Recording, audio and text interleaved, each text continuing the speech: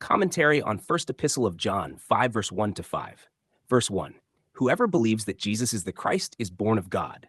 The emphasis here is on identity, not process.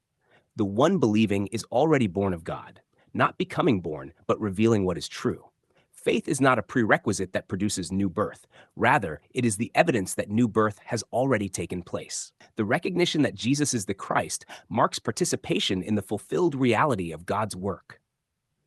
To love him who begot also means loving those who are begotten of him. Love flows naturally from shared origin. Those born of God are not striving to love in order to prove something. They love because they share the same life. This is not an imposed ethic, but an expression of divine nature already present. Verse 2. By this we know that we love the children of God, when we love God and keep his commandments. The commandments here are not external regulations demanding performance. In this context, they are summed up in faith and love, as John consistently defines them. Loving God and his children are inseparable realities.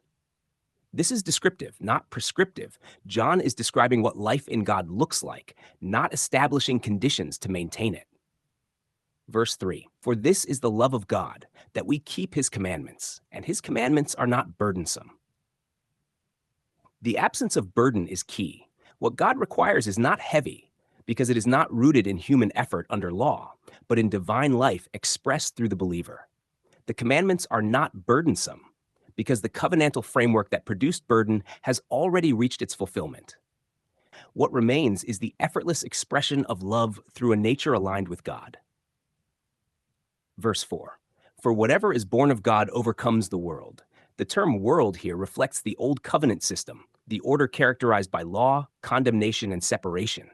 That system, with its structures and pressures, was already in the process of passing away in the first century context. To be born of God is to stand outside that system entirely. Victory is not something to be achieved. It is the present reality of those who are in God. The overcoming is not future or progressive. It is definitive. And this is the victory that has overcome the world, our faith. Faith is not effort. It is rest in what has already been accomplished. It is the acknowledgement of victory, not the means to obtain it.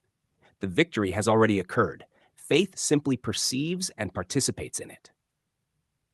Verse 5. Who is he who overcomes the world, but he who believes that Jesus is the Son of God? Again, overcoming is tied to recognition, not striving. The one who believes is the overcomer, not because belief earns victory, but because belief aligns with the finished reality. The confession that Jesus is the Son of God is the acknowledgement that all things have been fulfilled in him. The world that stood in opposition has been rendered obsolete, and those who see this stand in the completeness of that accomplishment. This passage presents a picture of life flowing from completed redemption. New birth is revealed through belief, not caused by it.